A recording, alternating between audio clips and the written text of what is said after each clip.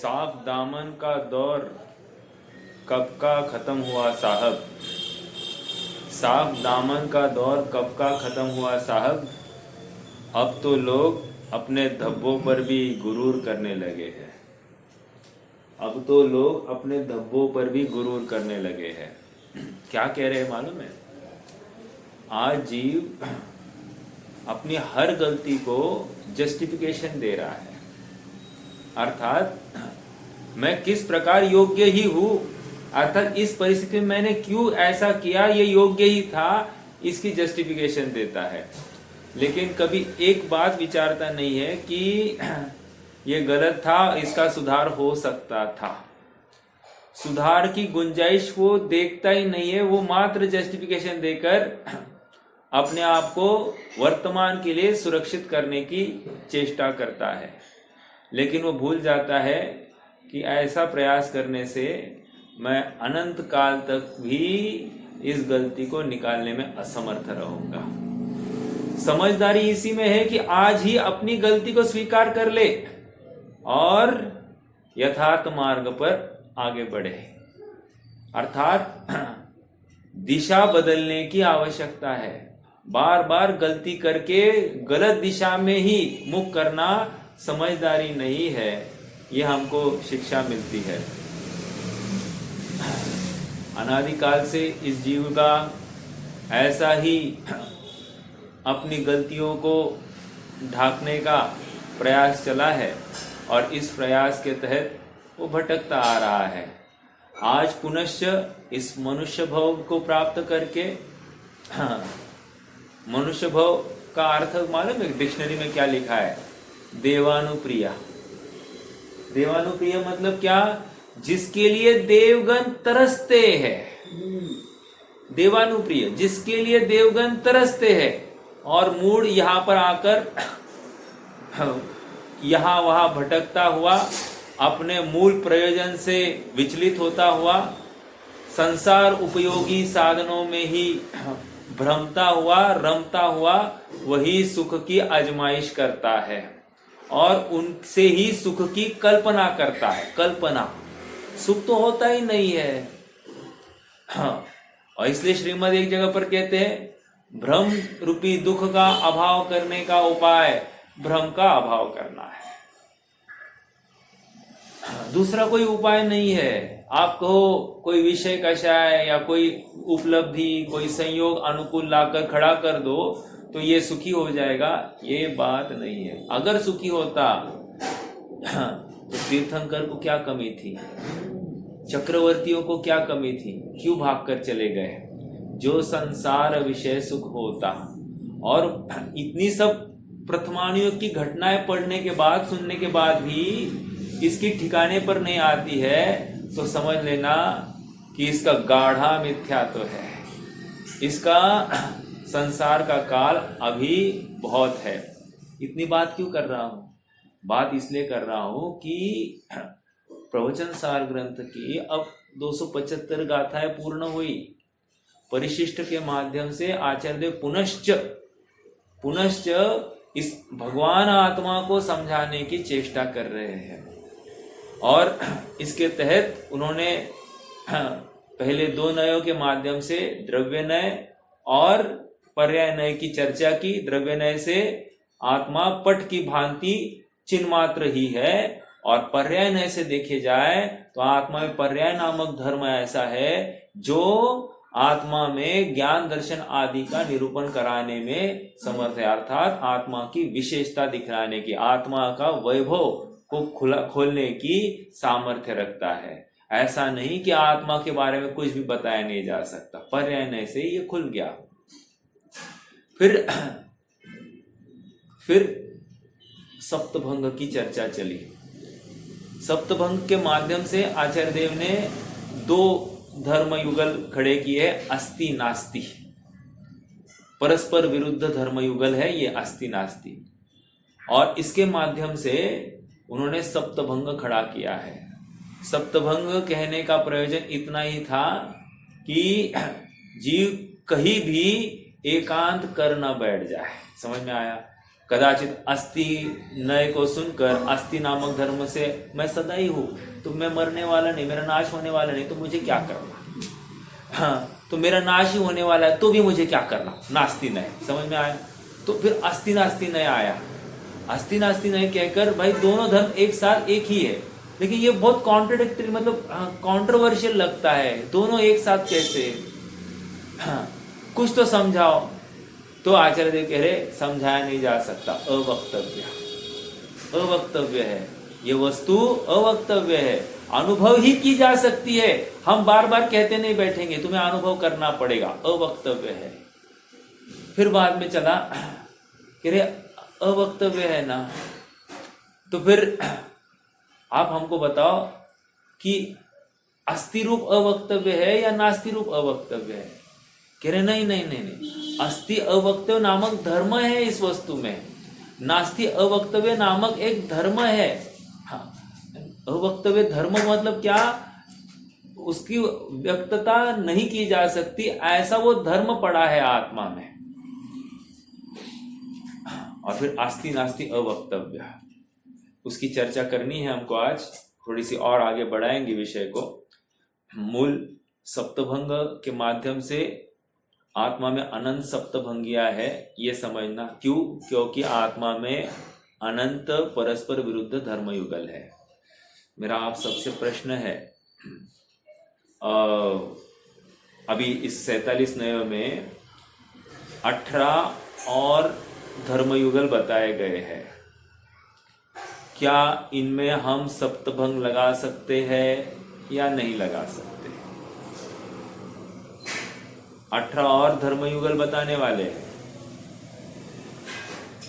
तो क्या इसमें सप्तभंग लगाया जा सकता है क्या?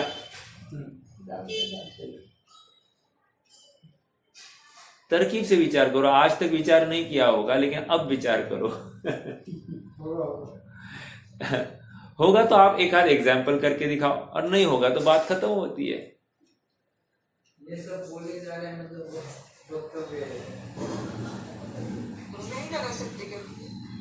नहीं, मैं वही पूछ रहा हूँ, लगाए जा सकते हैं या कि नहीं, आपसे पूछ रहा हूँ। नहीं लगाए जा सकते। हाँ, जब मैं पहले ही कह रहा हूं कि अनंत धर्मयुगल है, इस न्याय से अनंत सप्तभंगिया हो सकती है, तो क्यों नहीं लगाया जा सकता? लगाया जा सकता है, क्योंकि वो अवक्तव्य धर्म सबके साथ लगेगा। समझ में आ रहा है क्या? ये धर्मयुगल और अवक्तव्य मतलब क्या? अभी जैसे इसके आगे का नय 11वां 12वां नय, सॉरी 10वां 11वां नय, विकल्प नय और अविकल्प नय।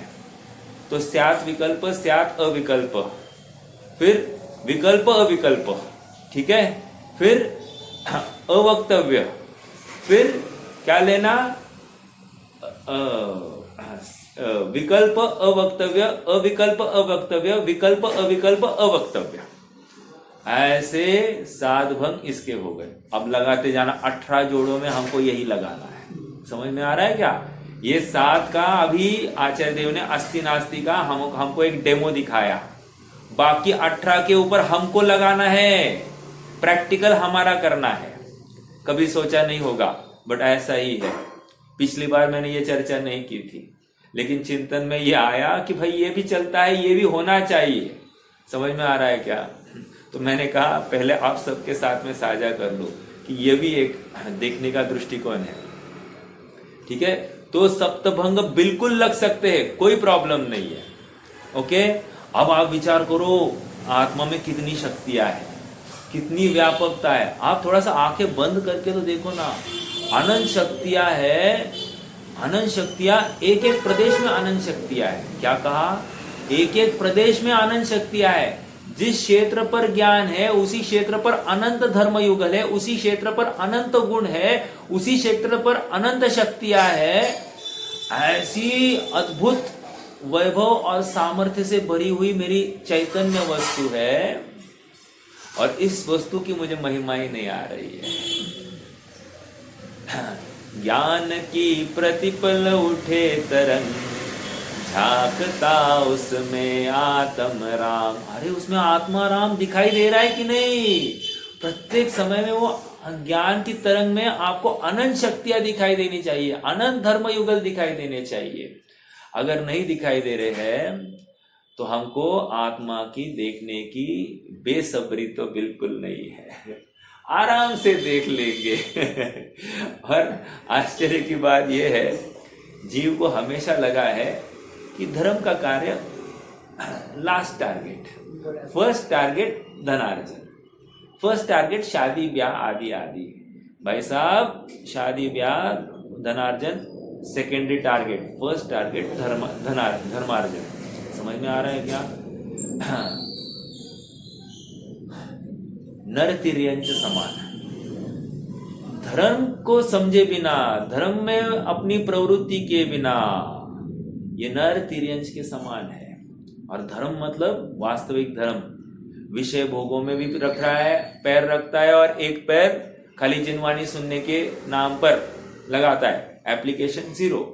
तो कह रहे हैं तुम्हारा काम नहीं होगा मेरे भाई, क्योंकि तुम अभी भी इस वस्तु स्वरूप को समझने में समर्थ नहीं हो। हाँ, आता है ना कि शास्त्रम किम करिष्यति, मतलब शास्त्र का क्या दोष है?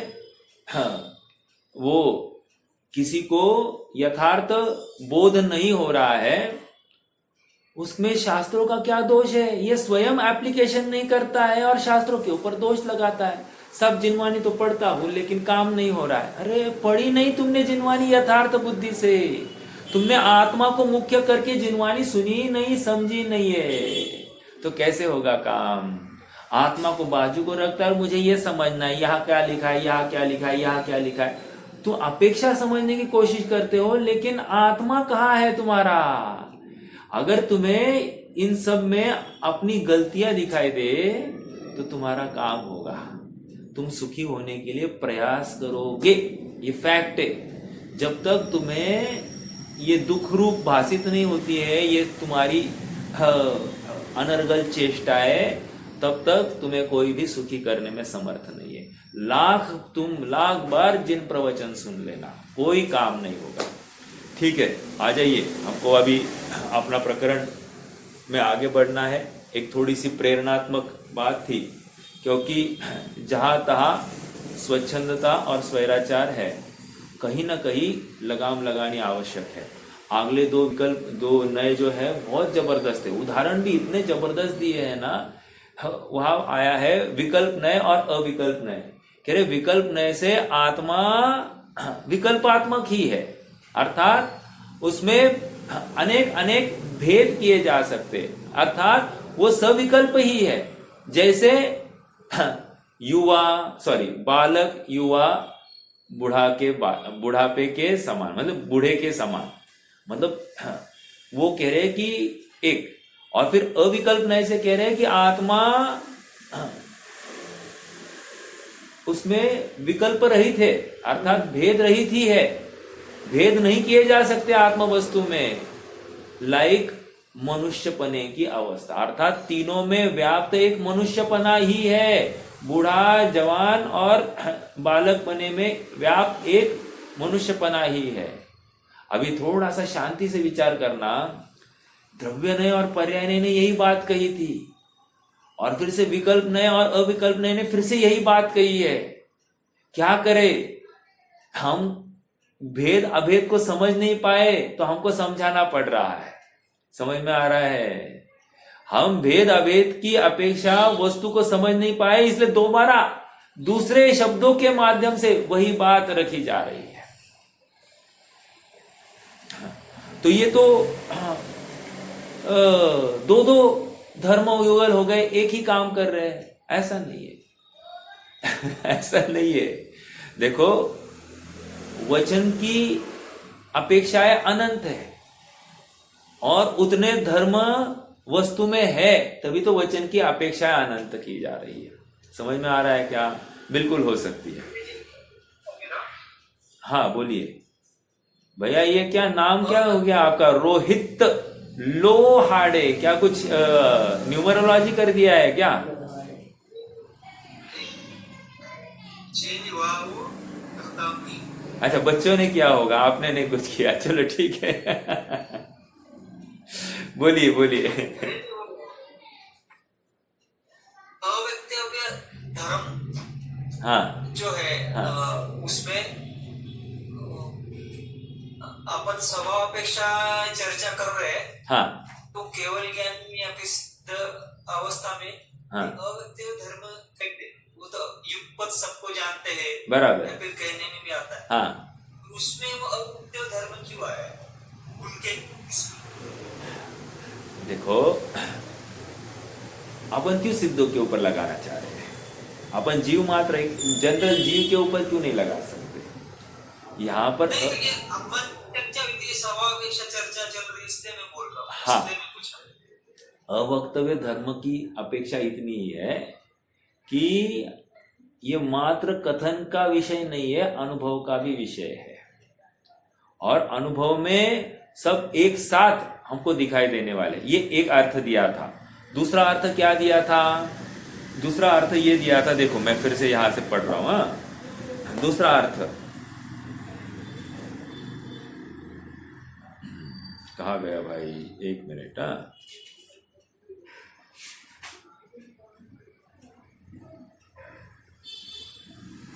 हाँ, देखो, एक अर्थ क्या किया था? अनुभव करने योग्य है, राइट। दूसरा अर्थ ये किया था कि वस्तु मात्र व्यक्त नहीं है, अस्ति नास्ति रूप भी नहीं है, इसके अलावा और बहुत कुछ है जो हमने अभी बताया नहीं, इसलिए अवक्तव्य धर्म। क्या गया? समझ में आया कि नहीं आया? फिर से देखो, आपको याद होगा कि हमने अलिंग ग्रहण के विषय में ये सब चर्चाएं की है। क्या? कि आत्मा मात्र रस नहीं है, इसलिए अलिंग ग्रहण है। आप याद आ रहा है क्या आपको? क्यों मात्र रस नहीं है इसलिए अलिंग ग्रहण है? मतलब रस के अलावा और कुछ और बहुत कुछ है, मतलब आत्मा और कुछ जान सकता है। समझ में आया क्या? इसी प्रकार यहां पर भी कह रहे हैं मात्र आस्ति नास्ति नहीं है, आस्ति नास्ति के अलावा और बहुत कुछ है जो हम अभी कह नहीं सकते, इसलिए अवक्तव्य है। अभी समझ में आया? आत्मा में एक गुण थोड़ी है, दो गुण थोड़ी है, आत्मा में अनंत गुण है, तो उनकी बात कौन करेगा? इसलिए अवक्तव्य धर्म हमको रखना पड़ा कि हम और ज्यादा नहीं बता सकते। धर्म ही है ऐसा कि आत्मा की एक साथ इतनी चर्चा नहीं की जा सकती, लेकिन अनंत गुणों को एक साथ जाना जा सकता है। यह अवक्तव्य धर्म का काम है। तो अवक्तव्य के हमने दो अर्थ किए थे, आपको अच्छे से याद होगा कल, कि एक तो और बहुत धर्म है, इतने ही नहीं है, ये एक अर्थ। और दूसरा अर्थ मात्र कथन का विषय नहीं है, ये अनुभवने का विषय है, ये प्रेरणात्मक वहां पर बात रखी गई थी।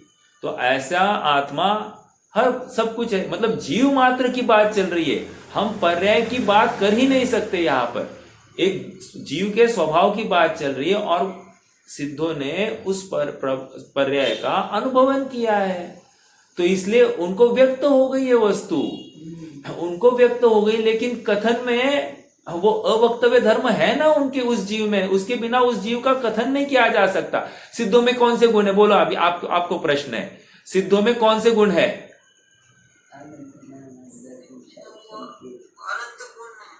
अनंत गुण है ना, लेकिन एक एक बोलो ना। हम आप हमको अनंत गुण बोल के आपने एकदम रफा दफा कर दिया विषय को। अनंत गुण में भी अवक्तव्य घटित हो रहा है, क्योंकि आपने कुछ बोला ही नहीं है, यह अवक्तव्य है। अवक्तव्य धर्म इसलिए हम अनंत एक साथ बोल सकते हैं। समझ में आ रहा है क्या? अवक्तव्य धर्म नहीं होता तो हम अनंत नहीं बोल सकते, अर्थात समग्र वस्तु को एक साथ कहने में असमर्थ हो जाते। लेकिन अनंत के माध्यम से हमने सबको कह दिया, लेकिन वो अनुभव का विषय नहीं हुआ, इसलिए कह रहे अवक्तव्य। एक बात ये हो गई। दिव्य ध्वनि में, हाँ दिव्य ध्वनि हाँ तो केवल ज्ञान में शक्ति नहीं है कि वो अनंत धर्मों को एक साथ कहे, हाँ। या फिर अपने अनुभव में नहीं आती, इसलिए वो अव्यक्तव्य ऐसा कहा जा सकता है। सुनो, आपका स्टेटमेंट क्लियर कीजिए। आपने गलत स्टेटमेंट किया। केवल ज्ञान में शक्ति नहीं है, ऐसा नहीं। केवल ज्ञान अनुभव कर। अनंत धर्म के साथ कहने का शक्ति है। नहीं नहीं नहीं, सुनो सुनो सुनो सुनो उस वाचा में, उस पुद्गल रचना में, उस शब्दों में, उस दिव्य ध्वनि के खिरने में वो सामर्थ्य नहीं है। केवल ज्ञान में वो सामर्थ्य है कि वो अपने में अनंत गुणों का जानना कर सके, अपने अनंत गुणों के साथ साथ पूर्ण 3 लोक के 3 काल के अनंत गुणों का परिज्ञान कर सके। वो तो ज्ञान की सामर्थ्य है, बट वो उसको शब्दों में प्रकट करने के लिए उसका उस शब्दावली में ताकत कम है। समझ में आ रहा है क्या? शब्दावली में ताकत नहीं है। मतलब शब्दावली, हाँ, उसमें वो शक्ति नहीं है ऐसा। बट और एक बात बोलो आपको, दिव्य ध्वनि कौन सी है साहब? दिव्य ध्वनि अनक्षरी है, इसलिए उसको 18 महाभाषा और 700 लघु भाषा ऐसी है ना वो। हाँ, 18 महाभाषा और 700 लघु भाषा, इस रूप वो परिणमित हो जाती है, स्वयं परिणमित हो जाती है। तो अपने आप उसमें वो कहने में समर्थ हो गई है।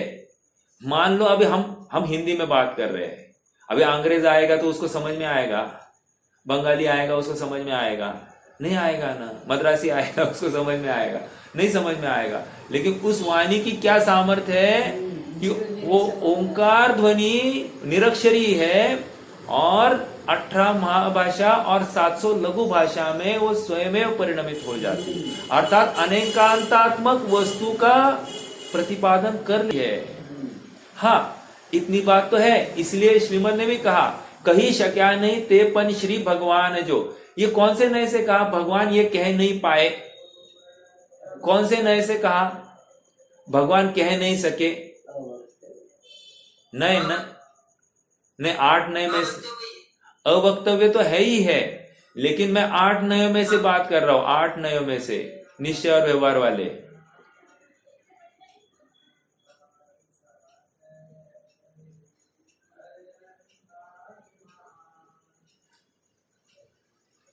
दूसरे नए से समझ में आ रहा है क्या? हाँ, उपचरित असद्भुत व्यवहार से उन्होंने ये ऐसा इतना ही बोल सके। ये वाणी भगवान की हम क्यों कह रहे हैं? भगवान की थोड़ी वाणी है, लेकिन कहा जा रहा है ये अनुपचरित असद्भुत व्यवहार है, कहा जाता है। और हम सब मानते हैं। अभी आप, ये मेरी भाषा है, मेरी आवाज है, आप ये बोल रहे कि नहीं बोल रहे? तो ये बोलना जो है, ये स्वीकार करना जो है, ये अनुपचरित असद्भुत व्यवहार ने का विषय है। ठीक है? तो किसी अपेक्षा से ये वाणी भगवान की है, ये भी कहा जाता है। किसी अपेक्षा से भगवान की वाणी ही नहीं, क्योंकि पुद्गल और जीव में पूर्ण अंतर है, भेद है। तो हम कैसे कह सकते? अपेक्षाएं है वहां पर, वस्तु कैसी है इसमें हमको शंका करनी नहीं। हमको जैसी वस्तु है उसमें से हमको वैराग्य निकालना, ये हमारा प्रयोजन है। समझ में आ रहा है क्या? देखो एग्जाम्पल देता हूं। जैसे नीलांजना का मरण हो गया, ठीक है, सबने देखा, मर गई नीलांजना, दूसरी नीलांजना आ गई, सब खुश हो गए, तालियां बजाने लग गए। जैसे लाइट जाती है और लाइट आ जाती है, सब तालियां बजाते हैं, सीटी बजाते हैं सब लोग। हाँ, आप कभी भी देखना, लाइट गई है और दोबारा लाइट आ गई, पूरी आवाज सब जगह पर चालू होती है, लाइट आई लाइट आई लाइट आई। आपको खाली वो एकदम पूरे वातावरण में आवाज आया कि नहीं? ये क्या है? किसका परिचायक है? ये इसका परिचायक है कि अभी अंधेरे में थे। समझ में आ रहा है क्या? मैं ये क्यों कह रहा था? अरे उदाहरण भूल गया मैं। हाँ, नीलांजना का कह रहा था। तो नीलांजना का कह रहा था, तो वहां पर सबने देखा, दूसरी नीलांजना आ गई तो सबने तालियां बजाई, लेकिन एक जीव को वहां पर वैराग्य हो गया। एक जीव को वैराग्य हो गया, तो एक जीव को वैराग्य का कारण बना, तो दूसरे के लिए बनना चाहिए था, बन सकता है, लेकिन उन्होंने वैसा एप्लीकेशन ही नहीं किया। समझ में आ रहा है क्या? अभी आपका प्रश्न इतना ही है। प्रश्न क्या है कि सिद्धों में अवक्तव्य गुण की आवश्यकता है क्या? बिल्कुल आवश्यकता है। आवश्यकता है क्या? ये प्रश्न ही योग्य नहीं है, क्योंकि वो आत्म वस्तु का धर्म है। और हम उनकी, हमारा श्रुत ज्ञान उनके द्रव्य की चर्चा कर रहा है। क्या कहा? अपना श्रुत ज्ञान उनके द्रव्य की चर्चा कर रहा है, उनके अनंत गुणों की चर्चा कर रहा है। तो फिर शंकाकार यही प्रश्न पूछ रहा है, उनका ज्ञान गुण पहले है कि सॉरी अस्ति गुण पहले है या नास्ति गुण पहले है या क्या है, कुछ तो बोलो।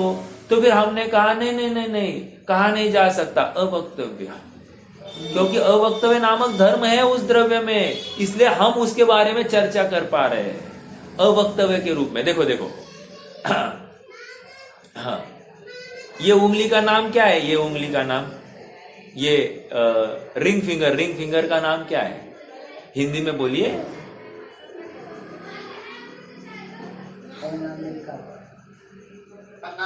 अनामिका है कि नहीं?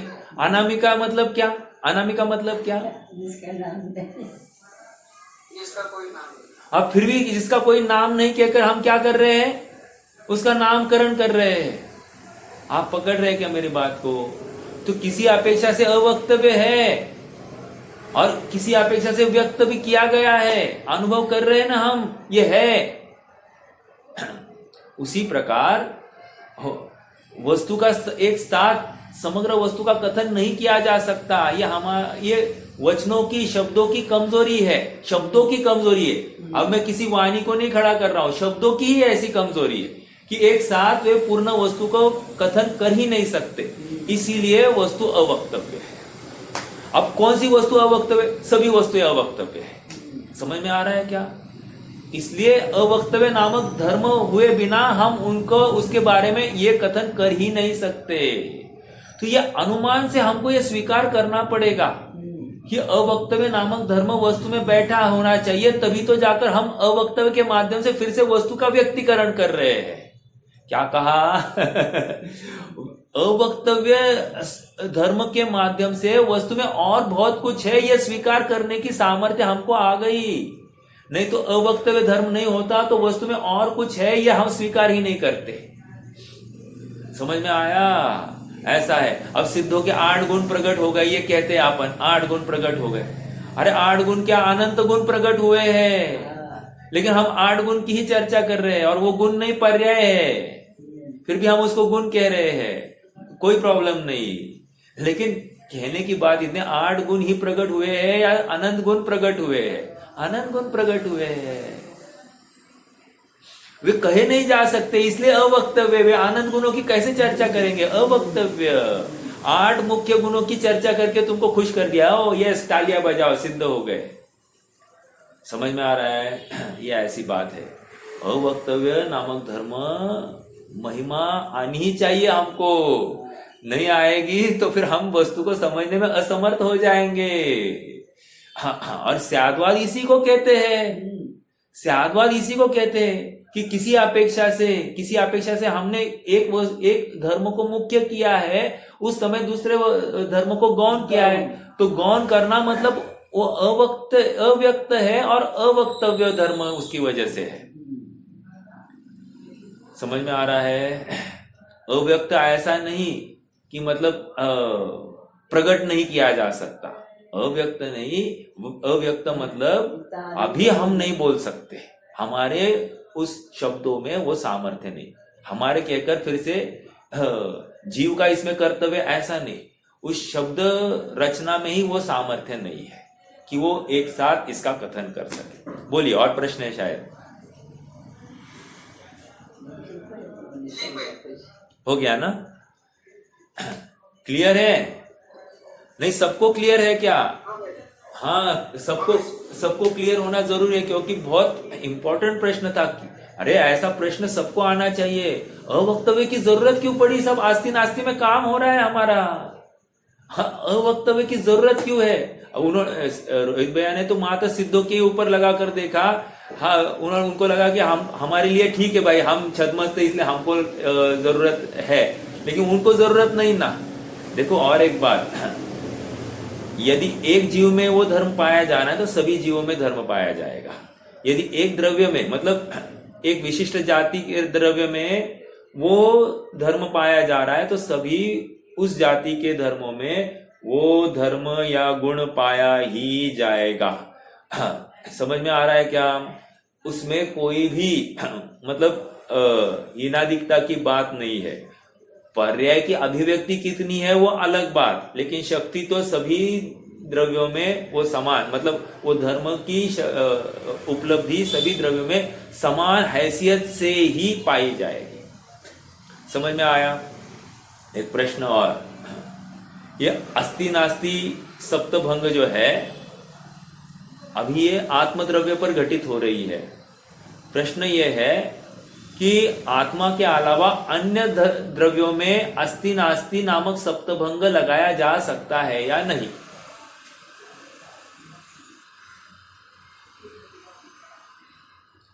आत्मा के अलावा, हाँ बोलो। पुद्गल में और धर्म अधर्म आकाश काल में सब में लगेगा, राइट।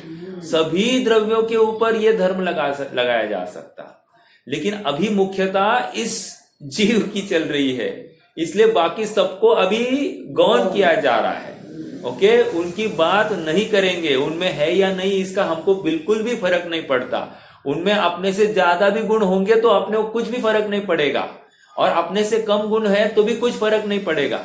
हमको हमारी पड़ी है। देखो, एक एग्जाम में बच्चा पेपर लिख रहा है, ठीक है, बाजू वाला पूछ रहा है, ए इसका आंसर बोलना, आंसर बोलना, फिल इन द ब्लैंक क्या है, फिल इन द ब्लैंक क्या है। अब ये बोल रहा है मैं इसको मदद करूंगा तो मेरा पेपर छूटेगा, ये क्या करेगा? इसका अपने पेपर की पड़ी है, अपना प्रयोजन साधना है, मुझे पास होना है, वो बाजू वाला फेल हो जाए तो मुझे क्या फर्क पड़ रहा है? समझ में आ रहा है क्या? उसी प्रकार यहाँ पर आत्मा की चर्चा चल रही, क्योंकि आज तक अनंत काल से हम औरों की चर्चा करते आए हैं, आत्मा की चर्चा नहीं की है, आत्मा को ही समझा नहीं है। इसलिए अब सर्वप्रथम इस आत्मा को ही की चर्चा करनी है और उसका ही चिंतन मनन और अनुभवन करना है। समझ में आ रहा है क्या?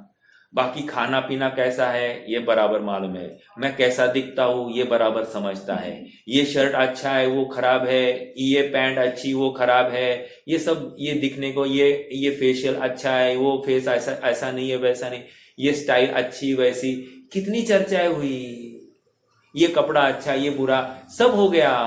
लेकिन आत्मा अच्छा है ये कभी अनुभवा क्या, स्वीकार किया क्या? कहकर तो बताओ, आत्मा अनंत गुणों का धनी, क्योंकि आत्मा तो अनंत गुणों का धनी। बस गाने में रम गए, भाव में नहीं आए। समझ में आया? आत्मा में अनंत गुण है तो ऐसी महिमा आई क्यों नहीं? देखो, मैं करोड़पति हूं इतना कहकर मुझे कोई मेरी तारीफ करे तो मुझे कितना आनंद होगा। फिर मैं अनंत गुणों का धनी हूं ऐसा कहकर मुझे क्यों कुछ नहीं हो रहा है? अंदर से कुछ भी लगता ही नहीं मैं आनंद गुणों का धनी। क्यों? क्योंकि ये बराबर मिथ्या तो बैठा है, और वो मिथ्या तो मुझे ये असमान जाति द्रव्य पर्याय से एक रूप ऐसी आत्म वस्तु देख रहा है। उस मिथ्यात्व की वजह से शरीर और मैं एक, और फिर सुन रहा है, बोल रहा है, खा रहा है, पी रहा है, सब कर रहा है। आत्मा सुख स्वभावी ये भी बोल रहा है, लेकिन शरीर में बैठकर बोल रहा है। शरीर में बैठकर मतलब शरीर में एकत्व बुद्धि करके बोल रहा है। समझ में आ रहा है क्या? शरीर और मैं भिन्न हूं ऐसा एक क्षण के लिए ये स्वीकार नहीं कर सकता। और यही तो अध्यवसान है, यही तो अध्यवसाय है, विपरीत मान्यता है।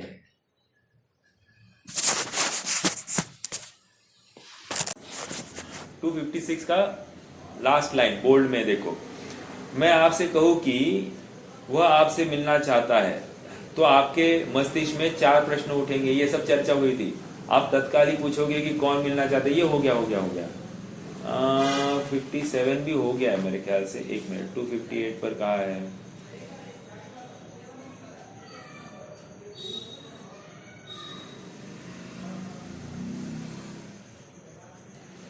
हाँ, आ जाइए 258 पर बोल्ड में पढ़ते हैं। अस्तित्व धर्म के समान भगवान आत्मा, ये भी पढ़ा था लेकिन अभी कंटिन्यूएशन में। अस्तित्व धर्म के समान भगवान आत्मा में एक नास्तित्व धर्म भी है। जिस प्रकार स्वद्रव्य क्षेत्र काल भाव की अपेक्षा से अस्तित्व धर्म है और उसे विषय बनाने वाला अस्तित्व नहीं है, उसी प्रकार परद्रव्य क्षेत्र काल भाव की अपेक्षा से नास्तित्व धर्म है और उसे विषय बनाने वाला नास्तित्व नहीं है। जिस प्रकार अस्तित्व धर्म भगवान आत्मा में अस्तित्व से को कायम रखता है, उसी प्रकार नास्तित्व धर्म उसे पर से भिन्न एवं पर से संपूर्णतः असंपृक्त रखता है। अपने अस्तित्व को टिकाए रखने के लिए अस्तित्व धर्म है और पर के हस्तक्षेप को रोकने वाला नास्तित्व धर्म है। इस प्रकार ये दोनों ही धर्म भगवान आत्मा को अपने से अभिन्न पर से भिन्न रखते हैं। ठीक है, एकदम क्लियर है, बहुत सरल चर्चा है। आगे, जिस बाण के उदाहरण से यहाँ अस्तित्व धर्म को समझाया गया, उसी बाण के उदाहरण से नास्तित्व धर्म की समझाया जाएगा। ये भी चर्चा हो गई थी। आप अगले पेज पर आ जाइए, वो कारिका पढ़ेंगे 15वीं कारिका है आप्तमीमांसा की। क्या है? सदैव सर्वम कोने छेद, मिल रहा है ना पेज नंबर 259। सदैव सर्वम कोने छेद स्वरूपादि चतुष्टयात् असदेव विपर्यासान चेन्न व्यवतिष्ठते। क्या कह रहे हैं यहाँ पर? स्वरूपादि चतुष्टय अर्थात स्वद्रव्य क्षेत्र काल भाव की अपेक्षा से वस्तु के अस्तित्व को कौन बुद्धिमान स्वीकार नहीं करेगा। मतलब जो स्वीकार नहीं करता वो बुद्धिमान नहीं। समझ में आ रहा है? देखो, जो स्वीकार करेगा ना उसको सम्यक तो हुए बिना रहेगा नहीं, ये फैक्ट है। जिसको वस्तु के स्व चतुष्टय की स्वीकृति हो गई उसको सम्यक तो हुए बिना रहेगा नहीं। अजीब बात है, हम सबको खबर है और हमको उसकी स्वीकृति नहीं ना, अनुभव नहीं करते ना अपन, तो फिर हमको वो चतुष्टय की महिमा नहीं है।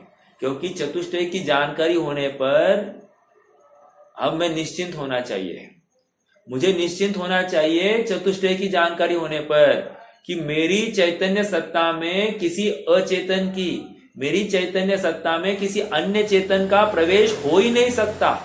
तो इसने मुझे दुखी किया, इसने मुझे सुखी किया, इसने मुझे जिंदा किया, इसने मुझे मारा, इसने मुझे बचाया, इसने मुझे और मेरे साथ में दुर्व्यवहार किया, इसके लिए कोई अवसर नहीं है। वस्तु स्वरूप की तरफ से देखो तो ये वस्तु एकदम पूर्ण पैक्ट है, उसमें कोई अंदर प्रवेश कर ही नहीं सकता है। ये वज्र की दीवार जो कह रहे हैं वो इसीलिए कह रहे हैं, अर्थात ये इस शरीर में एक एक प्रदेश पर जहां जहां पुद्गल परमाणु अनंत पुद्गल परमाणु है, वहां पर मेरा एक एक आत्म प्रदेश पड़ा है। और एक एक आत्म प्रदेश पड़ा होते हुए भी वो आत्म प्रदेश उस शरीर रूप नहीं होता, आश्चर्य की बात। और वो शरीर के अनंत परमाणु मिलकर इस चेतन रूप नहीं होते, आश्चर्य की बात है। समझ में आ रहा है? अरे महिमा आनी चाहिए। मेरी चैतन्य सत्ता एक समय के लिए वो विचलित या नाश को प्राप्त नहीं हो सकती, एक समय के लिए भी नहीं हो सकती। ऐसी अद्भुत सामर्थ्य का धनी मैं हूं। अब ये मूड ये बोलता है मेरा शरीर बना रहे, ये शरीर बना रहे, शरीर बना रहे। अरे भाई साहब, ये शरीर तू है नहीं, पहले यह स्वीकार कर। उसके बिना तू उससे भिन्नत्व कर ही नहीं सकता। सबसे पहले तत्व ज्ञान कर, स्वपर भेद विज्ञान करो। क्या कहा? स्वपर भेद विज्ञान करो। स्वपर भेद विज्ञान मतलब तत्व निर्णय। तत्व निर्णय मतलब पुरुषार्थ, इसको पुरुषार्थ कह रहे हैं। अब ये जीव उतना ही नहीं करता, बाकी सब सुन लेता है, लेकिन जब एकांत में बैठकर निर्णय करने की घड़ी आती है, भाग जाता है, मैदान छोड़ के भाग जाता है। आया था तलवारबाजी सीखने के लिए और बहुत कस के मेहनत करके सभी प्रकार से विद्या अर्जन कर ली और मैदाने जंग में उतर गया, तलवार म्यान कर दी और पीठ पीछे भागने लग गया, धमाधम धमाधम धमाधम, मुझे बचाओ, मुझे बचाओ, मुझे बचाओ। समझ में आ रहा है? ये सेम टू सेम इस जीव की यह हालत है। थोड़ा सा इतना शास्त्र के माध्यम से शरीर भिन्न, आत्मा भिन्न, मैं एक हूँ, सुख रूप हूँ, आनंद रूप हूँ, पर का मुझ में प्रवेश नहीं, मेरी चैतन्य सत्ता को कोई चैलेंज कर सकता नहीं। अभी इतने में बुखार आ जाए, सर दर्द करने लग जाए, भाई साहब ए दवाई किधर है रे बाबा? ये क्या है? अपनी चैतन्य सत्ता की स्वीकृति नहीं हुई है, इसको डर गया है, भाग गया है, वहां से मैदान छोड़ के भाग के आया है। ऐसे कायरों का इस मार्ग में काम नहीं है। इसलिए अमृतचंद्र स्वामी कहते न विचलंती धीरा, वहां पर कह रहे कि कर्म के उदय में धीर पुरुष विचलित नहीं होते। कायर, कल कहा था ना, coward dies number of times, many times, plenty of times, and brave dies but once. अरे इनफैक्ट वो मरते ही नहीं, वे अमर हो जाते हैं। समझ में आ रहा है क्या? जिसने मरण को जीत लिया वो अमर हो गया। समझ में आया? तो डरने से, मरने से डरना नहीं। समझ में आ रहा है? बहुत गंभीर है ये प्रकरण। इतनी इसमें सार भरा है, जितना चिंतन करो, जितनी गहराई में जाओ, उतना माल निकलेगा बाहर। ऐसा हो ही नहीं सकता कि आपने चिंतन किया आपको उसमें से कुछ सारभूत पदार्थ नहीं मिला। यथार्थ चिंतन करो, आपको यथार्थ माल मिलेगा मिलेगा मिलेगा। फैक्ट है ये। नहीं मुझे कैसे मिलेगा, गया काम से। ये पहले ही हिम्मत हार बैठा है, मुझे कैसे, मतलब मैं तो विद्वान नहीं हूं, मैं चिंतन कर नहीं सकता। अरे रॉन्ग, तू चेतन आत्मा है। आत्मा है वह गुरु आत्मा, तेरा आत्मा ही गुरु बनेगा और तू तेरे आत्मा की ही निगरानी में तू पूर्ण ज्ञान को प्राप्त हो सकता है। हाँ, किसी और अन्य गुरु की आवश्यकता ही नहीं है। अपने ही पर्याय अपनी गुरु बन जाए, अपने को मार्गदर्शन अपनी ही पर्याय करे। क्या प्रॉब्लम है? कोई प्रॉब्लम नहीं है। देखो, सदैव सर्वम को निश्चित। हाँ, यहां पर स्वरूपादि चतुष्टय अर्थात स्वद्रव्य क्षेत्र काल भाव की अपेक्षा से वस्तु का अस्तित्व को कौन बुद्धिमान स्वीकार नहीं करेगा। इससे अनेक मतों का खंडन भी हुआ। जितने भी मंडलिक मत है, ये अद्वैत ब्रह्मवाद है, ये सब उसका खंडन हो जाता है। ठीक है? और किसका? बौद्ध मत का भी खंडन हो गया। बौद्ध मत क्या मानता है? बुद्धि आदि गुणा उच्छेदा मोक्षा। बुद्धि आदि गुणों का उच्छेद, सब गुणों का नाश होगा, उसको वे अभाव होना, उसको मोक्ष मानते हैं। या फिर कोई कहे साहब, वो बौद्ध मत और एक है ना कि वे मानते हैं कि पर्याय के नाश से वस्तु का नाश, पर्याय के नाश से वस्तु का नाश। अरे भाई साहब, पर्याय के नाश से वस्तु का नाश, ये कहने वाली कौन थी? ये पर्याय तो चली गई, लेकिन ये कहने वाला कौन था? किसको याद रहा? जिसको याद रहा वो तू है। अर्थात वस्तु का नाश नहीं हुआ, ये सिद्ध होती है बात। तर्क से, अनुमान से हमको नक्की करना पड़ेगा। वस्तु का नाश हो गया मतलब स्वचतुष्टय में पर का प्रवेश हो गया, नहीं चलेगी ये बात। ओके, इस प्रकार पर रूपादि चतुष्टय रूप चतुष्टय में अर्थात पर द्रव्य क्षेत्र काल भाव की अपेक्षा वस्तु के नास्तित्व को भी कौन बुद्धिमान स्वीकार नहीं करेगा। तर्क दिया, अगर स्वचतुष्टय से कोई विरोध नहीं कर सकता, स्वचतुष्टय होता ही होता है और उसकी प्राप्ति को मैं प्राप्त होता ही होता हूं, ये जिसको स्वीकार है वो बराबर पर द्रव्य में नोक झोंक नहीं करेगा। इसका क्या चल रहा है, उसका क्या चल रहा है, बाहर किसकी आवाज आ रही है, क्या चिल्ला रहा है, कुछ समझ में नहीं आ रहा है, ये कुछ भी नहीं चलेगा। समझ में आ रहा है क्या? हाँ, मतलब हम दुखी काय से हो रहे हैं, बाहर क्या चल रहा है, उसकी आवाज मुझे ठीक से सुनने में नहीं आई, इससे मैं दुखी हुआ। देखो, मतलब मेरे दुख का कारण मैंने पर से माना, पर से ज्ञान होना माना, उसके बिना ये हो ही नहीं सकता। देखो, स्वचतुष्टय मतलब क्या? मेरा ज्ञान मेरे में से होता है, मेरा सुख मेरे में से होता है। अब आज तक मैं क्या मान रहा था? मेरा ज्ञान बाहर से हो रहा है। अब मैंने बोलने तक तो मान लिया ज्ञान अंदर से होता है, सुख अंदर से होता है, लेकिन जब एप्लीकेशन आ जाता है, ये बराबर बाहर ताक झाक करता दिखाई देता है। बाहर ताक झाक करना मतलब इसकी मान्यता में यही बात बैठी है कि मुझे ज्ञान पर से होता है, मुझे सुख पर से होता है। ये 100% बात बैठी है। भले ही जिनवानी पड़ रहा है तो भी उसको अभी भी विश्वास नहीं है, अनुभव नहीं है। समझ में आ रहा है क्या? हाँ हाँ, वो हटना मतलब इतना टफ काम है ना। टफ क्यों लग रहा है मालूम भैया? क्योंकि निमित्ताधीन बुद्धि को इजी माना है। अब ज्ञानी को जाके पूछो, उसको निमित्ताधीन बुद्धि प्रवृत्ति करना ये टफ लगता है और स्वाधीन बुद्धि करना इजी लगता है। क्यों? उसको उसका उस जाति का अभ्यास हो गया है। समझ में आ रहा है? अब देखो, किसी को ड्राइविंग की बहुत आदत है, वो इतनी इजीली ड्राइविंग करता है, मतलब सैकड़ों किलोमीटर एट अ स्ट्रेच चला सकता है। और कोई ड्राइविंग करने के लिए डरता है, ये ट्रैफिक है, ये यहां से ये घुसा, वहां से वो घुसा, और एक जन को एकदम इजीनेस है और दूसरे को तकलीफ हो रही है। क्यों? अभ्यास की हीनाधिकता है। बराबर उसी प्रकार तत्व निर्णय की बराबर अधिकता हो जाए और सच्ची सुख बुद्धि हो, स्वरूप की रुचि हो, तो ये काम करके ही रहेगा। उसको लाख बाधाएं आ जाए, वो उसमें से अपना मार्ग ढूंढता ही ढूंढता है। इसलिए वीर पुरुष उन्हीं को कहते हैं जो हर आए हुए प्रसंग में अपने प्रयोजन परक मार्ग ढूंढते ही ढूंढते हैं। समझ में आ रहा है क्या? अपना प्रयोजन परक मार्ग मतलब वैराग्य, वीतरागता। समझ में आया? अपना ज्ञान, अपना सुख, अपनी संपदा अपने में है, अपने बाहर नहीं है। और इसी के बल पर वो घोर ठंड को भोग लेते हैं, घोर गर्मी को सहन कर लेते हैं, तीव्र हाथापन आदि योग को वो सह लेते। ये शब्दों की कमी है। फिर से अवक्तव्य कि मुनिराज कैसे सह लेते हैं। अरे सहते नहीं है, वे अपने आत्मा में सुखी है, और हम यहां पर बैठकर कहते हुए सहते हैं, ये भी शब्दों की कमी है।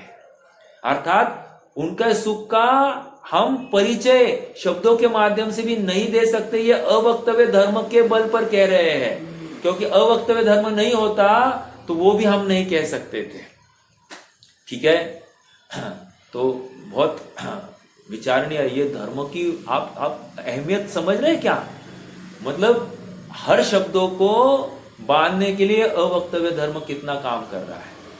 हम नहीं कह पा रहे, हमको बचा रहा है हर जगह से। ये अवक्तव्य धर्म हमको बचा रहा है, नहीं तो नहीं बचा सकता था। हमको हमारी हर बात को कोई ना कोई काटता हुआ दिखाई देता था, लेकिन अवक्तव्य धर्म ने हमको खड़ा किया, हर बात सुनने के लिए सामने वाले को बाधित किया।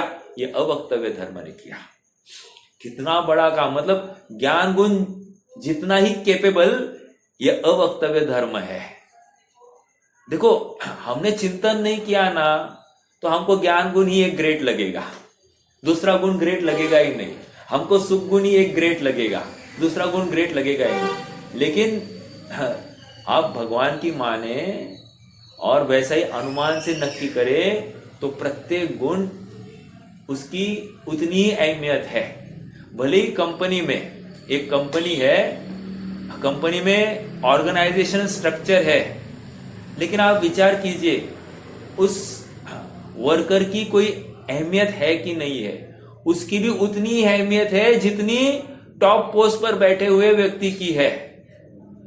उनकी दोनों की अहमियत हीनाधिक नहीं की जा सकती। एक अपेक्षा ये भी है, आप अपेक्षा को लेकर चलना, क्योंकि ये हट जाए तो भी काम कौन करेगा? वो ऊपर बैठा आदमी तो नहीं आ सकता, और ऊपर का आदमी हट जाए तो स्ट्रैटेजिक डिसीजंस कौन ले सकता? ये नीचे बैठा वाला आदमी तो नहीं कर सकता। समझ में आ रहा है क्या? तो दोनों समान हैसियत से बैठे उस ऑर्गेनाइजेशन में, भले ही पैसों के माध्यम से दोनों के सैलरी स्ट्रक्चर में हीनाधिकता होगी, मैं उसको बात नहीं कर रहा हूं, लेकिन काम अड़ने की, काम बाधित होने की के प्रसंग को देखकर दोनों की अनुपलब्धि उस संस्था के लिए बाधक है। बराबर उसी प्रकार प्रत्येक गुण की उपस्थिति आवश्यक ही है। समझ में आ रहा है क्या? एक भी गुण छोटा नहीं है, यह हमको स्वीकार करना पड़ेगा। देखो, और हम क्या करते हैं? हम ज्ञान की चर्चा करते हैं, सुख की चर्चा करते हैं, इसलिए यही हमको सब कुछ लगता है, इसके अलावा और कुछ नहीं। और शास्त्रों में भी इनकी खूब खूब स्तुति की है। इसका मतलब बाकी गुणों का कोई रोल नहीं है, ये कहां से निकलता है? इसलिए ऐसा भी हमारे चिंतन में या हमारी धारणा में ऐसा भी हो जाता है कि बाकी गुण ओके ऑर्डिनरी है, कुछ काम नहीं है उनका, कुछ काम नहीं है। ऐसा भी होता है। समझ में आ रहा है क्या? जबकि उनका भी उतना ही रेलेवेंस है, उतनी ही जरूरत है इस आत्म वस्तु को बने रहने के लिए। जबरदस्त बात है। मतलब कितना विचार करे उतनी अलग अलग पहलू आते हैं और लाभ विशेष होता है। इसलिए सामूहिक स्वाध्याय का अलग ही मजा है। आप अकेले में इतनी मजा आपको नहीं आएगी। आप पढ़ के धड़ाधड़ 10-15 पेजेस साफ कर दोगे, लेकिन क्या समझ में आया? कुछ नहीं आया। लेकिन जब एक्सप्लेनेशन आता है, उसके ऊपर चिंतन होता है, ऊहापोह होता है, तो कहीं ना कहीं अपने दृष्टिकोण में थोड़ी सी एक डायनेमिक आता है, एक विस्तार आ जाता है, जिसको लेकर हमको वस्तु और अधिकता से समझ में आती है। और जितनी वस्तु ज्यादा अच्छे से समझ में आएगी, हमारा भय उतरते जाता है, हमारी विषयों के प्रति आसक्ति हटने लगती है, हमको एकदम निर्मोह भाव, हमको अविचलित भाव अपने आप प्रकट होने लगता है। हम धैर्य धारण करके हर प्रसंग में स्थिर रहना सीख लेते हैं। ये हो जाता है, इतने तत्व ज्ञान के बल पर हो जाता है। फिर अगर तत्व ज्ञान के बल पर इतना हो सकता है, तो सच्चे पुरुषार्थ के बल पर, अर्थात तत्व निर्णय के बल पर कितना हो सकता है? तत्व ज्ञान और तत्व निर्णय में फर्क किया है मैंने। तत्व ज्ञान मतलब श्रुत ज्ञान, और तत्व निर्णय मतलब उस श्रुत ज्ञान का भाव भाषण, भाव श्रुत के माध्यम से वैसा अनुभवन, वैसी प्रवृत्ति, वैसा निर्णय प्रक्रिया, इन सबको मैं तत्व निर्णय कह रहा हूं। ठीक है? कहीं कहीं तत्व ज्ञान को ही तत्व निर्णय कहा जाता है, बट अपन ने यहां पर दोनों को अलग अलग किया। अपेक्षा, वक्तुर अभिप्राय नया। समझ में आया? हाँ, मतलब कोई ना कोई अपेक्षा होती है, उस अपेक्षा को लेकर हमको अखंड वस्तु को समझना है, मात्र उतनी वस्तु को नहीं समझना है। वस्तु तो हमको समग्र ही समझनी है। ओ ग्रेट, मजा है इसमें। देखो समय कितना है? अरे आज भी समय गया। अपना आगे गाड़ी बढ़ ही नहीं रही। इसी प्रकार ये हो गया। यदि कोई व्यक्ति इस प्रकार अस्तित्व और नास्तित्व धर्म को स्वीकार नहीं करता, तो उसके मतानुसार वस्तु की व्यवस्था ही सिद्ध नहीं होगी। अस्तित्व धर्म को भाव धर्म और नास्तित्व धर्म को अभाव धर्म भी कहते हैं। Note this, underline this point. अस्तित्व को ही भाव, अस्तित्व को ही सत और नास्तित्व को असत, ऐसा भी कहा जाता है। ठीक है? असत मतलब होना, सत मतलब होना और असत मतलब नहीं होना, इतना ही कह रहे हैं। हाँ, बस। असत मतलब झूठ, ऐसा नहीं लेना। सत मतलब सत्य, ऐसा नहीं लेना। समझना शब्दों में बहुत, क्योंकि सत्य जैसे ये सत्य, उत्तम सत्य धर्म को भी समझने में बहुत तकलीफ है। उत्तम सत्य धर्म सचमुच चर्चा किसके ऊपर करता है? सत्य वस्तु के ऊपर चर्चा करता है। और हमने किसके ऊपर लगाया? सत्य धर्म, मतलब सत्य बोलने पर लगाया। आप पकड़ रहे हैं क्या मेरी बात को? सत्य बोलने के ऊपर लगाया, जबकि सत्य वस्तु अर्थात जिसकी हयाती है, एग्जिस्टेंस है, ऐसी वस्तु को ग्रहण करना, इसको उत्तम सत्य धर्म कहते हैं। और हमने सत्य बोलने में ही उसको रफा दफा कर दिया, जबकि उसमें वो भाव आया ही नहीं। फिर भी उस सत्यता को वैल्यू है, सत्य बोलने को भी वैल्यू है, लौकिक वैल्यू है, इसलिए उसको सत्य धर्म के साथ में जोड़ दिया जाता है। आप पकड़ रहे हैं मेरी बात को? हाँ, आगे तात्पर्य यह है कि नास्तित्व धर्म, अभाव धर्म की सत्ता भी वस्तु में अस्तित्व धर्म, भाव धर्म के समान ही है। समान है, समान एक ओहदे के है, छोटा मोटा कोई नहीं है। ठीक है? देखो, एक प्रश्न है। अमेरिका का राष्ट्रपति है और अभी वो ज़ेलेंस्की गया था ना, कौन उसका नाम, हाँ, यूक्रेन का राष्ट्रपति। वो दोनों कैसे बैठे हैं? समान हैसियत से बैठे एक दूसरे के सामने। मैं भी राष्ट्रपति, तू भी राष्ट्रपति। तू बड़े देश का राष्ट्रपति, मैं छोटे देश का राष्ट्रपति, ऐसा नहीं। मैं राष्ट्रपति, तू भी राष्ट्रपति। मतलब समान ओहदे पर बैठे हैं। समझ में आ रहा है? उसी प्रकार ये धर्म भी समान ओहदे से बैठे हैं इस आत्म वस्तु में। आगे वह अभाव धर्म भावांतर स्वभाव रूप है, गधे के सिंह के समान अभाव रूप नहीं है। हाँ, तो गधे के सिंह नहीं होते वैसा अभाव रूप नहीं है। हाँ, अभाव धर्म भी भाव रूप है, ये कह रहे हैं। समझ में आया? अभाव धर्म भी भावांतर स्वभाव रूप है। भावांतर मतलब भाव पना पाया जा रहा है। गधे के सिंह समान अभाव रूप नहीं है, ठीक है? और अभाव रूप भी मेरे आत्मद्रव्य में है, किसी दूसरे की बात नहीं चल रही है। मेरे आत्मद्रव्य में अभाव धर्म है। लेकिन सुनो, मेरे आत्मद्रव्य का अभाव धर्म मेरे अभाव का काम नहीं करेगा, लेकिन दूसरे का मेरे में अस्तित्व के अभाव का काम करेगा, या मेरे दूसरे में अस्तित्व के अभाव का काम करेगा। ये अभाव धर्म का काम है। समझ में आ रहा है क्या कह रहा हूं? ठीक है। हाँ, देखो इतना सा पेज पढ़ लेते हैं फिर रुक जाएंगे। वह नास्ति धर्म स्वयं अभाव रूप नहीं है, उसका स्वरूप अपने में पर के अभाव रूप है। इस संदर्भ में युक्त्यानुशासन में निम्नांकित कार्य का ध्यान देने योग्य है। हाँ, भवत्य भावोपि च वस्तु धर्मो भावांतरम भाववद अर्हत अस्ते। अर्थात अरहंत भगवान कह रहे, अर्हत अस्ते मतलब भगवान ने कहा है। क्या भगवान ने कहा है? तुम्हारे मत में भाव के समान भावांतर स्वभाव रूप अभाव भी वस्तु का एक धर्म भाव रूप है। अभाव धर्म भी भाव रूप है। एक पूछो आपसे, भाव धर्म अभाव रूप है कि नहीं है? प्रश्न है, प्रश्न। बहुत चिंतन, एकदम शांति से विचार करके। अपना हो गया आज का। फिर से क्या कहा? भाव रूप धर्म अभाव रूप है कि नहीं है?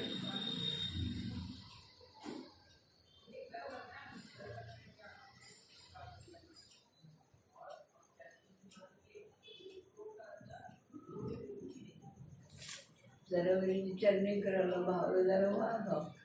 अरे मेरा भाव धर्म आप सबकी अपेक्षा अभाव रूप ही है, इसलिए अभाव धर्म भाव धर्म में अभाव धर्म का रूप दिखाई देगा, ठीक है? और अभाव धर्म भी भाव रूप है क्योंकि वो इसमें रहता है, इस आत्मद्रव्य में, तो वो भी है। समझ में आ रहा है क्या? इस प्रकार से थोड़ा सा चिंतन बढ़ाना। ओके, और कोई प्रश्न है तो कर सकते हैं, नहीं तो आज के लिए रुक जाते हैं। पेज नंबर 259 अपना पूरा हो गया। कल 260 से आगे बढ़ेंगे, ठीक है? चलिए फास्ट बढ़ेंगे कल, देखते हैं। हेलो, हाँ बोलिए। गति के अनुसार मति होती है कि मति के अनुसार गति होती है? हाँ दोनों देखो, स्याद्वाद कथन है। फिर से जैनी एकांत कथन लेता ही नहीं है। मेरी गति सुधरनी है तो उसके अनुसार मेरी मति सुधरेगी। मेरी गति बिगड़नी है तो उसके अनुसार मति बिगड़ेगी। अब देखो उल्टा ले लो, मेरी मति सुधरेगी तो अपने आप गति सुधरेगी। समझ में आया? और मेरी मति बिगड़ी, अपने आप गति बिगड़ेगी। समझ में आ रहा है क्या? इसलिए एक मैं उदाहरण देता हूं, आपको याद होगा। एक आदमी था, उसके ऊपर व्यंतर बहुत खुश हुआ था और वो धड़ाधड़ उसको जो इच्छा हो गई, बोल मेरे आका तुझे क्या चाहिए, और धड़ाधड़ उसको हर दुनिया की व्यवस्था उसके लिए कर दी, ठीक है? अब ऊपर से फोन आ गया इस व्यंतर को, भाई तेरी सब व्यवस्थाएं खींच के ले ले, छीन ले उसको, अभी तेरे को कुछ नहीं देना उसका। तो वो आ गया उस आदमी के पास में, बोला भाई ऊपर से ऑर्डर आया है, तुम्हारी सारी व्यवस्थाएं मुझे छीननी है, लेकिन अपना नाता पुराना है, तुझे एक चीज जो अच्छी लगती है तू रख ले तेरे पास। तो उस आदमी ने क्या मांगा मालूम है? उसने कहा तू मेरा सब कुछ ले ले, मात्र मेरी बुद्धि ठीक रख। व्यंतर ने माथे पर हाथ लगाया, उसने कहा हाँ, तेरी सब चीजें मैं शायद रख देता है, लेकिन सबसे पहले मैं तेरी बुद्धि हरण कर लेता। समझ में आ रहा है क्या? ये तो कहने की बात है, मतलब एक स्टोरी कहने की बात है, बट कभी भी देख लेना, विनाश काले विपरीत बुद्धि, राइट? तो विपरीत बुद्धि हुई तो विनाश काल आ गया, ये समझ लेना। मुझे अपना आत्म तत्व समझने की जिज्ञासा नहीं है, रुचि नहीं है, तत्परता नहीं है, वो इंटेंसिटी नहीं है, उग्रता नहीं है, तो समझ लेना मेरा विनाश काल नक्की है।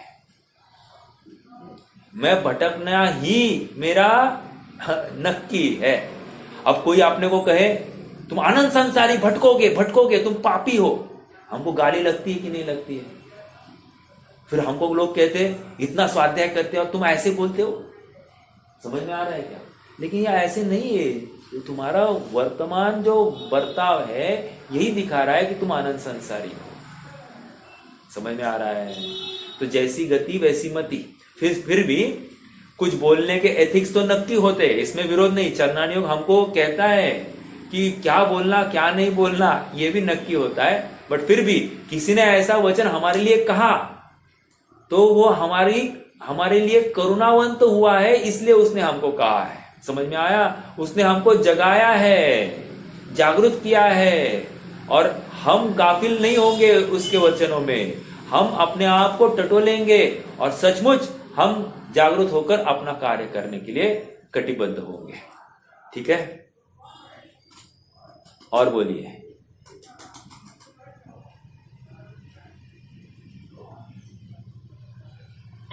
हाँ बोलिए।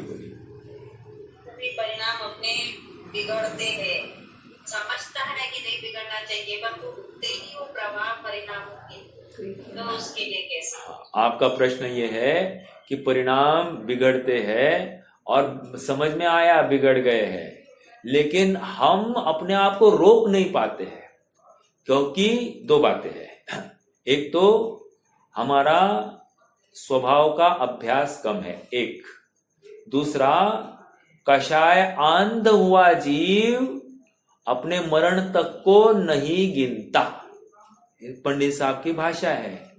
कषायांध हुआ जीव क्रोधांध, कषाय अंध मतलब क्या? उसको अब कुछ नहीं दिखने वाला, उसको कषाय करना इतना ही दिख रहा है।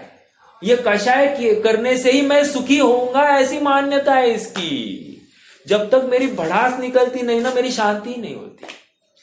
तो वो मान्यता में बैठा है, अपने मिथ्यात्व है वो, कि मैं कषाय करने से ही मैं सुखी होऊंगा, मैं उसको बोलूंगा नहीं तो मैं सुखी नहीं हो सकता, वो मुझे कमजोर समझ बैठेगा। ऐसा हमको भ्रम होता है। लेकिन मालूम है आपको, ज्ञानियों की भाषा है, विचारवंतों की भाषा है। वो कहते हैं कभी भी दुर्जन को आप जवाब नहीं देना, आप चुप बैठना। ये ज्ञानियों की रीति नीति होती है। मतलब हर बार जवाब देना कोई समझदारी की बात नहीं है। बहुत प्रसंग आए हैं, इवन मैं आपको कहूं मेरे जीवन में भी कोई कम प्रसंग नहीं आए हैं, कहा जहां पर अपने को कषाय के बहुत तीव्र, मतलब हर जगह पर ठगाई। मतलब चलो मैं पर्सनल बात कर रहा हूं, बट ठीक है। कहने की बात इतनी है कि हर प्रसंग से मैं ठगा जा रहा हूं और मैं उसमें से उभर कर आ रहा हूं एकमात्र जिनवानी के बल पर। समझ में आ रहा है क्या? और आज खड़ा भी रहा हूं तो ये जिनवानी के कारण खड़ा हूं। तत्व चिंतन इतनी जबरदस्त औषधि है, हर प्रकार के गम को भुला देती है। वो आया ना, थोड़ी सी तो पीली है, उसी प्रकार तत्व चिंतन जिनवानी एक ऐसी औषधि है कि हर गम को भुला सकती है, हर गम को भुला सकती है। ठीक है? तो इसका बारंबार चिंतन मनन करते रहे। बिल्कुल शंका नहीं करना, भाई मैं कषाय से युक्त हुआ हूं और ये कषाय योग्य नहीं है, वस्तु स्वरूप ऐसा नहीं है, पर के कारण मैं दुखी होता नहीं। पहली बात कहना, पर की वजह से मैं दुखी होता ही नहीं, और मैंने पर इस प्रकार से परिणमित हो ये भावना की है, इसलिए मैं दुखी हुआ हूं। समझ में आ रहा है क्या? ऐसा चिंतन किए बिना, स्वयं को ऐसे एक्सप्लेनेशन दिए बिना, अपनी गलती को स्वीकार किए बिना और धैर्य से उसमें सुधार का कोई अवसर ढूंढे बिना हमारा काम नहीं होगा।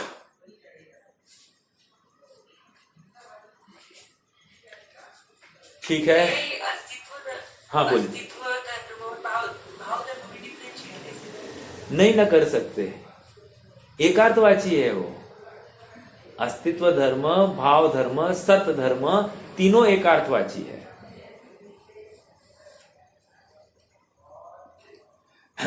कहीं कहीं अस्तित्व की चर्चा चलती है, कहीं कहीं भाव की चर्चा। अभी देखो अगले पेज पर ही पढ़िए आप, वहां पर कारिकाओं में भाव एकांत पन्ने भी, मतलब आत्ममीमांसा की कारिका है, वह भावों की चर्चा कर रहे हैं। और प्रकरण क्या चल रहा है आपने यहाँ पर नयों का अस्तित्व धर्म की चर्चा चल रही है। तो दोनों एकार्थवाची है, कोई डिफ्रेंसिएशन नहीं है, एकार्थवाची।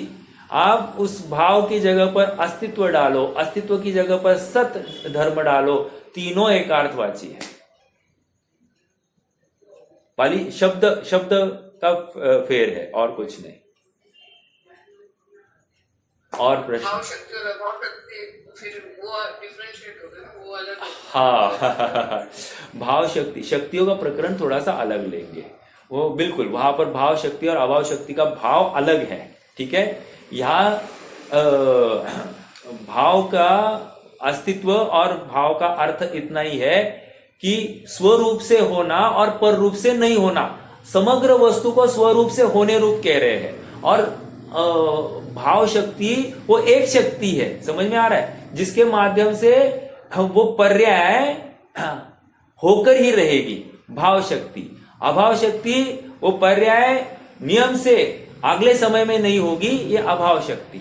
ठीक है, फिर भाव भाव शक्ति, अभाव अभाव शक्ति, वो सब बातें वहां पर, वो एक इकाई है। और ये यहां पर भाव नामक धर्म समग्र वस्तु को धारण किए हुए है, हाँ, स्व चतुष्टय को धारण किए हुए, ऐसा ये भाव नामक धर्म है।